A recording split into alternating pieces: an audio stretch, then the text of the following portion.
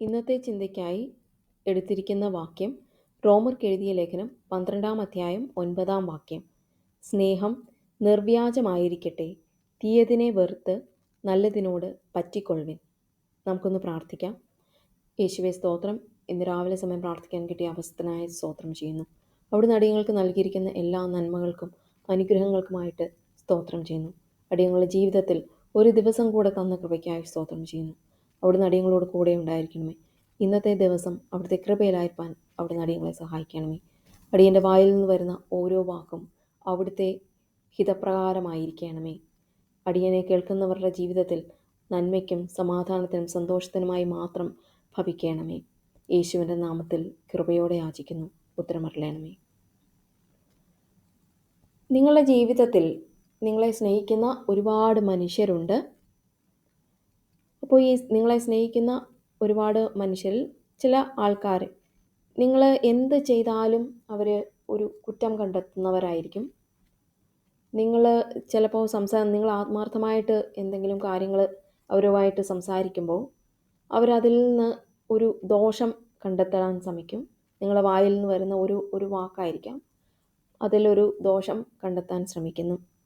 അപ്പോൾ അങ്ങനെയുള്ള മനുഷ്യർ കാരണം നിങ്ങൾ വേദനിക്കുന്നവരാണോ, അല്ലെങ്കിൽ ചില മനുഷ്യരുടെ വാക്ക് കേട്ട് കഴിഞ്ഞു കഴിഞ്ഞാൽ പിന്നെ നിങ്ങൾക്കൊന്നും ചെയ്യാൻ തോന്നില്ല, നിങ്ങളൊരു തളർന്നു പോകുന്ന ഒരു അവസ്ഥയിലേക്ക് എത്തും. അപ്പോൾ ഇങ്ങനെ ഉള്ള ഇങ്ങനെയുള്ളവരുടെ സ്നേഹം എന്ന് പറയുന്നത് നമുക്ക് അതിലൊരു ഫേക്കായിട്ട് നമുക്ക് തോന്നും. ഇത് നിർവ്യാജം എന്ന് വ്യാഖ്യാനിക്കാൻ പറ്റില്ല. എന്ന് വെച്ചാൽ ബേസിക്കലി അവരുടെ വാക്ക്, അവരുടെ പ്രവൃത്തി ഒക്കെ നിങ്ങളെ തകർക്കാനാണ് സഹായിക്കുന്നത്. അതുകൊണ്ട് തന്നെ നമ്മളുടെ സ്നേഹം മറ്റുള്ളവരോടുള്ളത് നിർവ്യാജമായിരിക്കണം. നമ്മൾ കാരണം ഒരു ദോഷവും, നമ്മുടെ ഒരു വാക്കുകൊണ്ട് ഒരു ദോഷവും മറ്റുള്ളവർക്ക് വരാൻ പാടില്ല. നമ്മുടെ ഒരു പ്രവൃത്തി കൊണ്ട് ഒരു ദോഷം മറ്റുള്ളവർക്ക് വരുവാൻ പാടില്ല എന്ന ചിന്തയോട് വേണം നമ്മൾ പ്രവർത്തിക്കാൻ. അതുകൊണ്ട് തന്നെ നമ്മൾക്ക് മറ്റുള്ളവരെ നിർവ്യാജമായി സ്നേഹിക്കാൻ സാധിക്കട്ടെ. മറ്റുള്ളവർക്ക് ദോഷം ചെയ്യുന്ന നിങ്ങളെക്കൊണ്ട് ഒരു ഉപകാരം ഉണ്ടായില്ലെങ്കിലും നിങ്ങൾക്ക് മറ്റുള്ളവരോട് ചെയ്യാൻ പറ്റുന്ന ഏറ്റവും വലിയ നന്മ എന്ന് പറയുന്നത് നമുക്ക് ഉപദ്രവിക്കാതിരിക്കാം. അപ്പോൾ അത്തരത്തിൽ മറ്റുള്ളവരെ ഉപദ്രവിക്കാതെ നമുക്ക് ജീവിക്കാം. അതിനുള്ള ദൈവകൃപ ദൈവം തമ്പുരാൻ തരട്ടെ.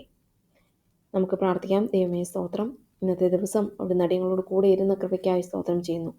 അടിയങ്ങളുടെ സ്നേഹം, മറ്റുള്ളവരോടുള്ള സ്നേഹം നിർവ്യാജമായിരിക്കാൻ സഹായിക്കണമേ. അടിയങ്ങളുടെ വാക്കിൽ നിന്ന് വരുന്ന ഒരു വാക്കോ പ്രവൃത്തിയോ, അടിയങ്ങളുടെ ഏതെങ്കിലും പ്രവൃത്തിയോ മറ്റുള്ളവർക്ക് അവരെ ഏതെങ്കിലും തരത്തിൽ ദ്രോഹിക്കുന്ന ആയിത്തീരാതിരിക്കാൻ സഹായിക്കണമേ.